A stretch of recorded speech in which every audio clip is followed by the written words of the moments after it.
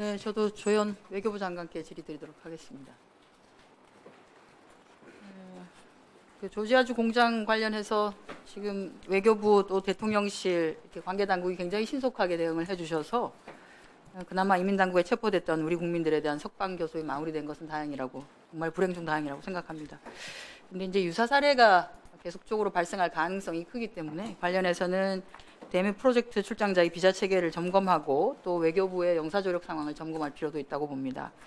지금 대부분 이번에 잡히신 단속으로 피해를 보신 분들은 보면 LG 에너지 솔루션 등의 2, 3차 협력 업체들로 도와지고요. 상용 비자, 그러니까 B1 비자나 에스타를 통해서 미국에 입국한 것으로 그렇게 파악이 됩니다. 그런데 우리 다 알겠지만 B1 비자나 에스타 프로그램은 비즈니스 참여 목적의 임시 체류를 하지 않고 사실상 단기 취업을 하는 경우에는 이게 적용되지 않습니다. 네. 그래서 미 당국이 아마 본 것은 저것은 그냥 임시 회의나 이런 것들을 위해서 단기 체류하는 것인데 실질적인 노동을 한 것이기 때문에 이것은 문제가 된다고 보는 바가 있고요.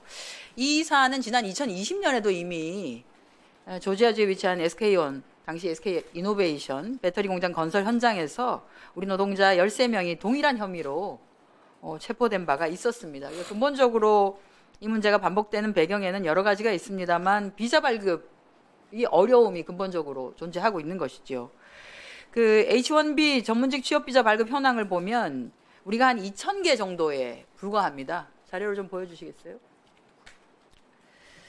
2,000개에서 왔다 갔다 하는 정도의 수준이고 인도나 중국, 필리핀 총승인 것으로 보면은 우리가 아주 개수가 적습니다. 그러니까 우리가 미국에 투자하고 있는 투자 규모에 비해서 H1B 전문직 취업 비자 발급 현황은 굉장히 소수에 그치고 있다. 문제가 좀 있는 것이라고 봅니다.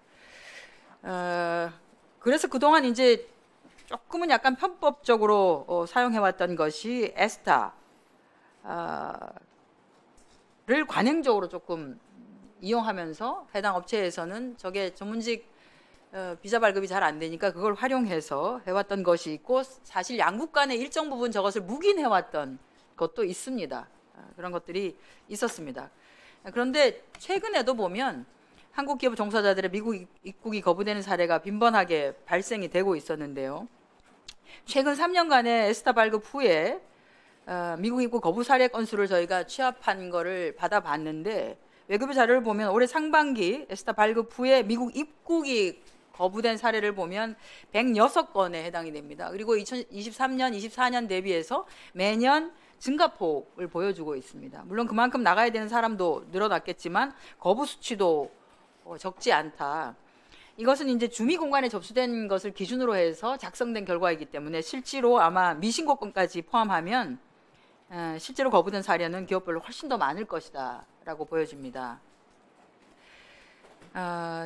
요 관련해서 저는 이제 그 윤석열 정부의 출범 이후에 미국과의 관련해서 경제안보 이슈에 대응하고자 해서 만들어진 외교부 안에 별도의 센터가 있습니다. 경제안보센터라고 하는 것이 만들어졌는데 도대체 그러면 경제안보센터는 우리가 대미 투자가 이렇게 늘어나고 하는 시점에서 미국과의 관련돼서 해결해야 되는 상황에 대해서 외교부가 그동안 뭘 어떻게 해왔는가에 대한 문제를 제기하지 않을 수가 없고요. 그리고 조지아주 우리 국민 구금에 대한 외교부의 대응 조치 문건을 보면 이제 똑같이 외교부 대응 조치로 9월 7일자 내은 거 보면 미 의회 대상으로 해서 우리도 별도의 입호, 그러니까 한국 돈방자법 입법을 위한 아울리치 계속 하겠다라고 하는데 이게 사실 쉽지 않습니다. 너무 잘 아시겠지만 장관께서도. 국내 배터리 3사가 미국 내 7개 주 14개 공장에 지금까지 투자한 금액이 76조 6천억 원이고요. 현대차 그룹은 지금까지 약 하나로 28조 정도를 투자했습니다. SK그룹은 약 13조를 투자했고요. 더욱이 현대자동차 그룹은 트럼프 2기 동안에 총 별도 28조, 약 29조의 추가적인 대미 투자를 계획하고 있는데 이제 이런 식으로 단속이 될 것 같으면 설비를 안정화시키고 실질적으로 가동하게 하기 위한 사람들의 파견이 거의 불가능해집니다.